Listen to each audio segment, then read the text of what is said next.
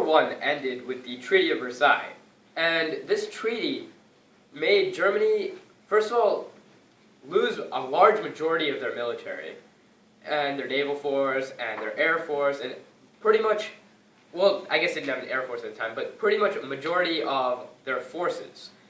And in addition to that, the Treaty of Versailles also forced Germany to pay for many of the expenses caused by World War I. This was terrible for their economy and plunged them into the depths of a depression. This depression was, well, had a hyperinflation because the German government, to pay for the expenses they needed to, began printing more and more and more of their currency, which put them into hyperinflation. And this hyperinflation is probably one of the worst states an economy can be in. Because, well, at the time, it was cheaper for a German to use the currency as wallpaper across their home than it was for them to use the currency to buy wallpaper.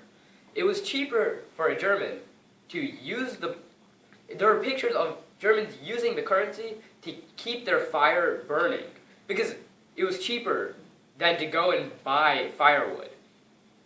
A person could take a wheelbarrow full of currency to the store to buy one loaf of bread, and just that afternoon, the value of that bread would have tripled. Because of how much they printed of that franc, it was virtually worthless. And, well, this just shows what kind of destitute situation Germany was at the end of World War I. And, well, Hitler came. And he came and needed to bring the German people together, needed to get a sense of nationality, and needed to completely turn around what was happening. So what he did was essentially he needed a scapegoat. And as his scapegoat, he chose the Jews, unfortunately. And, well, the Jews were an easier target because of anti-Semitism, which has been going on for millennia.